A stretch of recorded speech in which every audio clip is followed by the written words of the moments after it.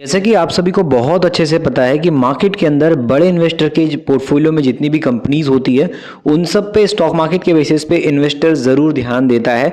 और जब भी कोई बड़ी अपडेट आती है खास करके तो उस टाइम पर भी इन्वेस्टर ऐसी कंपनीज पे काफ़ी रिसर्च कर रहे होते हैं। तो आज की इस वीडियो के अंदर हम जिस कंपनी की बात कर रहे हैं, जिस पर चर्चा कर रहे हैं, वो ऑलरेडी बात की जाए तो स्टॉक मार्केट के बड़े इन्वेस्टर जिनका नाम आशीष कचोलिया सर है, आप ऑलरेडी इनको जानते होंगे। और मार्केट के बेस पे देखा जाए तो इनका बहुत बड़ा नाम भी है और ये खास करके ऐसी कंपनीज में पैसा लगाते हैं जो थोड़ी सी रिस्क के पैरामीटर्स में हाई होती है। और कई बार हमने वीडियोस में, बहुत सारे वीडियोस के अंदर आशीष कचोलिया सर के पोर्टफोलियो के जितने भी कंपनीज हैं उनमें जो भी अपडेट आती है उसको हम कवर करने की कोशिश भी करते हैं। तो आज की वीडियो के अंदर भी हम ऐसे ही कुछ टॉपिक को कवर करेंगे। आशीष कचोलिया सर के पोर्टफोलियो के इस मल्टीपेगर पे चर्चा करने वाले हैं। जो भी इंपॉर्टेंट जानकारी आई है बिजनेस के बारे में उसको हम यहाँ पे इस वीडियो में शेयर करेंगे।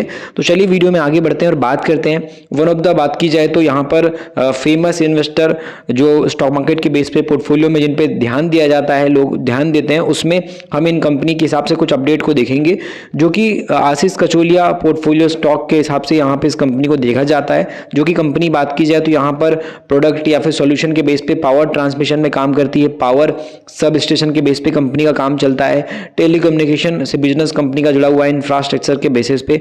तो यहाँ पे अगर आप देखो तो यहाँ पर इसने जो है एक एमओयू साइन किया है जो कि मार्केट के अंदर 2000 metric ton per annum green hydrogen plant Haryana के बेस पे अपडेट आपको नजर आ रही होगी। हाइड्रोजन प्लांट यहाँ पे लगेगा हरियाणा के अंदर, तो उसके चलते यहाँ पे बात चल रही है। तो जिस कंपनी की हम बात कर रहे हैं इसका नाम है एडवेट इंफ्राटेक लिमिटेड, इसका नाम है। और यही पोर्टफोलियो के अंदर आशीष कचोलिया सर के देखने को मिलेगी। बट मैं आपको हमेशा बार बार कहता हूँ, हर वीडियो के अंदर बोलता हूँ कि कभी भी बड़े इन्वेस्टर के पोर्टफोलियो में है ये सोच करके आप कभी भी किसी कंपनी के शेयर को मत खरीदिए। आप उस पर खुद का भी दिमाग लगाइए, रिसर्च करिए, उसके बाद आपको आगे कुछ करना है नहीं करना वो दिमाग लगाना है। तो यहाँ पर आप देख सकते हो कि यहाँ पे जो एडवेट बात की जाए एनर्जी ट्रांजिशन लिमिटेड है, इसके अंदर आप देखो तो साइन हुआ है एक एग्रीमेंट, आप बोल सकते हो एमओयू साइन हुआ है। यहाँ पर आप देख सकते हो साइन हुआ है जो हरियाणा सिटी गैस डिस्ट्रीब्यूशन के हिसाब से लिमिटेड जो है यहाँ पे देखने को मिलेगी, उसके चलते हुआ है कल के दिन 22 जनवरी के बेस पे। और ये जो पार्टनरशिप हुई है इसमें कोलैबोरेशन का एम है यहाँ पर एस्टेब्लिश करने का 2000 metric ton per annum green hydrogen plant के चलते सप्लाई करने का, 15 मेगावाट बात की जाए अल्कालीन बेस इलेक्ट्रोलाइजर प्रोवाइड करने का यहाँ पे ऑपरेशन मेंटेनेंस के बेस पे। और इसी के चलते ये जो एग्रीमेंट है ये हुआ है। तो कंपनी ग्रीन हाइड्रोजन के बेसिस पे इस इंडस्ट्री में यहाँ पर कुछ पार्टनरशिप कर रही है। तो इस हिसाब से कंपनी का ओवरऑल फंडामेंटल क्या है, और कंपनी ग्रीन हाइड्रोजन के बेस पे ध्यान तो दे रही है, क्लीन एनर्जी के बेस पे कंपनी ध्यान दे रही है।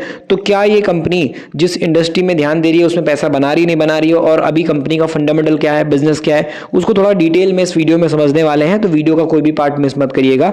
जितना इंपॉर्टेंट डेटा आपको बताया जा सकता है आसान भाषा में और एकदम क्लीन तरीके से, बिना किसी घुमावदार बातों के। तो चलिए इस वीडियो में उन चीजों को समझते हैं और जो भी डेटा आपका काम करेगा उसी को हम चर्चा यहाँ पे इस वीडियो में करने वाले हैं।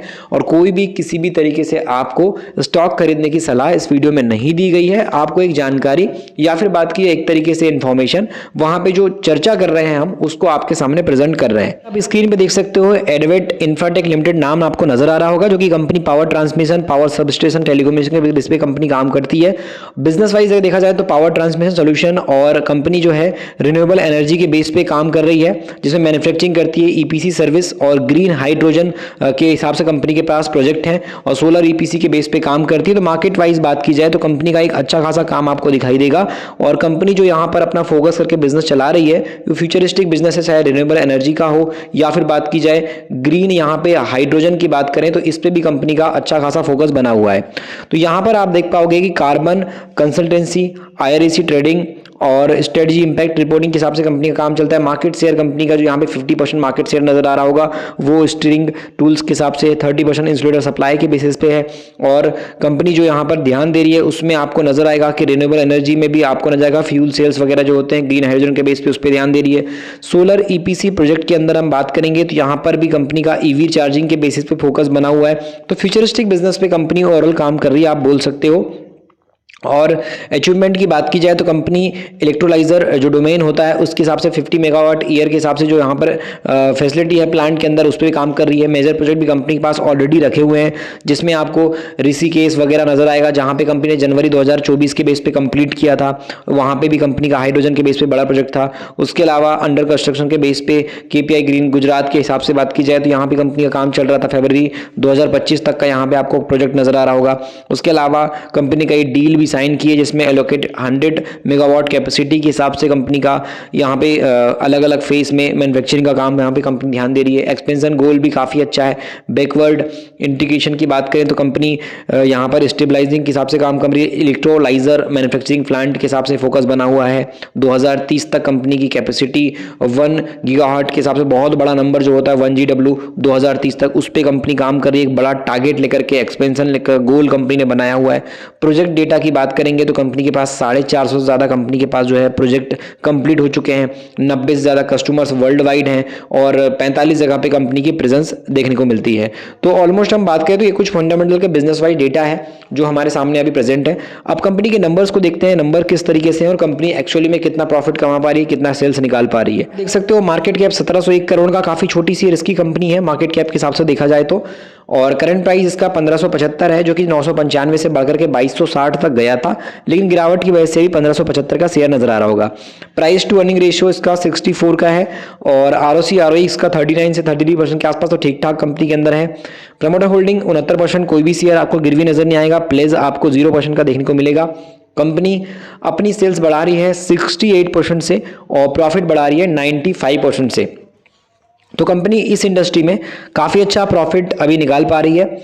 और शेयर प्राइस वाइज बात करेंगे तो यहाँ पर 3 महीने में गिरावट 5% की, 6 महीने के अंदर गिरावट 22% के आसपास की इसमें नजर आ रही होगी। तो एक तरीके से देखा जाए तो शेयर प्राइस में अभी 3 महीने वाला इन्वेस्टर भी लॉस में है और 6 महीने पहले पैसे लगाने वाला इन्वेस्टर भी लॉस में बैठा हुआ है। और इसी वजह से मार्केट के अंदर आप कुछ प्रोजेक्ट पॉइंट देखोगे तो उसमें आपको एक चीज़ नजर आएगी कि डिस्काउंट के पॉइंट पे लोग इसको ध्यान दे रहे हैं। उसके पीछे का रीज़न है कि आने वाला रिजल्ट कंपनी में अच्छी उम्मीद की जा रही है। 5 साल का प्रॉफिट ग्रोथ का कंपनी का CAGR काफ़ी हाई है। 3 साल का कंपनी का जो ROE होता है, जो रिटर्न इक्विटी होता है, वो भी काफ़ी अच्छा है। डेब्टर डेज भी कंपनी का इंप्रूव हो गया है। कंपनी की सेल्स ग्रोथ भी 10 साल में 43% की ग्रोथ से बढ़ रही है। और जो इंफ्रास्ट्रक्चर है और जो कंस्ट्रक्शन बेस्ड कंपनीज होती है उन सब में काफ़ी अच्छी ग्रोथ भी कर पा रही है। अभी के टाइम पे इसका Q3 का रिजल्ट आना बाकी है जिसके हिसाब से लोग इसको ध्यान दे रहे हैं। लेकिन अगर आप देखोगे तो यहाँ पर जो अभी तक का डेटा है उसमें कंपनी के जो रिजल्ट हैं वो 3-4 साल के अंदर प्रॉफिट के बेस पे वो ग्रोथ में है। तो यहाँ पे 7 करोड़ से कंपनी का प्रॉफिट आप देख पाओगे कि 26 करोड़ के आसपास नजर आ रहा होगा। तो नेट प्रॉफिट वाइज कंपनी में एक अच्छा खासा जंप आपको दिखाई देगा। वहीं अगर हम मार्केट वाइज देखेंगे तो यहाँ पर आपको सीधे नजर आएगा नेट कैश फ्लो भी कंपनी का पॉजिटिव में चल रहा है और इस कंपनी का जो ROC ROE वगैरह है ये भी अच्छा खासा इंक्रीज हो रहा है 23 से 25, 25 से 28, 28 से 40% के आसपास। दिसंबर की होल्डिंग की बात करेंगे तो यहाँ पर प्रमोटर का स्टेक जो है थोड़ा सा इंक्रीज हुआ है। वहीं FIS 0% के आसपास, पब्लिक की होल्डिंग 30% के आसपास है। तो इस वीडियो के अंदर हमने जो भी कंपनी को डिस्कस किया है इसको हमने एक नॉलेज के पर्पस पर डिस्कस किया है। अगर आपको मार्केट सीखना है, मार्केट की नॉलेज लेना है तो फिर आप ई-बुक पढ़िए, मिडिल क्लास का स्टॉक मार्केट ई-बुक, जिसमें वो सारी बातें जो आम आदमी को सीखना समझना जरूरी है, जिससे कि स्टॉक मार्केट की जर्नी उसकी काफ़ी आसान हो सकती है अगर वो इन सब चीज़ों को ध्यान देता है और मार्केट के बारे में बारीकियों को समझता है तो।